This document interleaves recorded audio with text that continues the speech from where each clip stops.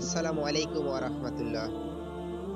আজকের ভিডিওটি পুরোটা দেখার অনুরোধ করব, কারণ রমজান মাসে তাহাজ্জুদ নামাজের কতটা গুরুত্ব রয়েছে এই বিষয়ে জানতে চলেছি। চলুন শুরু করা যাক। রমজান গুনাহ মাফ ও তাকওয়া অর্জনের মাস।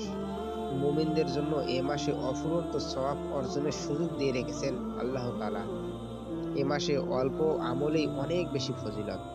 এক হাদিসে রাসূল সাল্লাল্লাহু আলাইহি ওয়াসাল্লাম বলেছেন, রমজান মাসে যে ব্যক্তি একটি নফল আদায় করল, সে যেন অন্য মাসের ফরজ আদায় করল।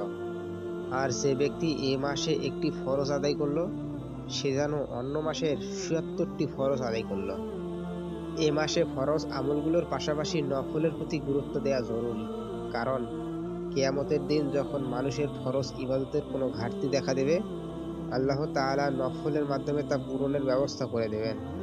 রাসূল সাল্লাল্লাহু আলাইহি ওয়াসাল্লাম বলেন, নিশ্চয়ই কিয়ামতের দিন বান্দার যে কাজের হিসাব সর্বপ্রথম নেওয়া হবে তা হচ্ছে নামাজ। সুতরাং যদি তা সঠিক হয় তাহলে সে মুক্তি পাবে, আর যদি খারাপ হয় তাহলে সে ক্ষতিগ্রস্ত হবে। যদি তার ফরজ ইবাদতের মধ্যে কিছু কম পড়ে যায়, তাহলে আল্লাহ তাআলা বলবেন, দেখো তো আমার বান্দার কিছু নফল ইবাদত আছে কিনা, তা দিয়ে ফরজের ঘাটতি পূরণ করে দেওয়া হবে। অতঃপর তার অবশিষ্ট সমস্ত আমলের হিসাব ওইভাবেই করা হবে। নফল ইবাদতের মধ্যে আল্লাহর রাসূলের কাছে সর্বাধিক প্রিয় আমল ছিল তাহাজ্জুদের নামাজ। এক হাদিসে তিনি বলেন, রমজানের রোজার পর সবচেয়ে উত্তম রোজা মুহররমের রোজা, আর নফল নামাজের পর সবচেয়ে উত্তম হলো রাতের নামাজ। তাহাজ্জুদ নামাজের প্রতি আল্লাহর রাসূল এতটাই গুরুত্ব দিতেন যে শেষ রাতে নামাজে দাঁড়ালে শরীরের প্রতি কোনো খেয়ালই থাকতো না। তাহাজ্জুদ নামাজের রাকাত এতটাই দীর্ঘ করতেন যে তার পা ফুলে যেত। আয়েশা রাদিয়াল্লাহু আনহা বলেন, রাসূল সাল্লাল্লাহু আলাইহি ওয়াসাল্লাম রাতে নামাজ আদায় করতেন, এমনকি তার পা ফুলে যেত। আমি তাকে বলতাম, হে আল্লাহর রাসূল, আপনি এত কষ্ট করেন কেন? অথচ আল্লাহ আপনার পূর্বাহ পরের সব গুনাহ ক্ষমা করে দিয়েছেন। তিনি বলেন, আমি কি কৃতজ্ঞ বান্দা হব না?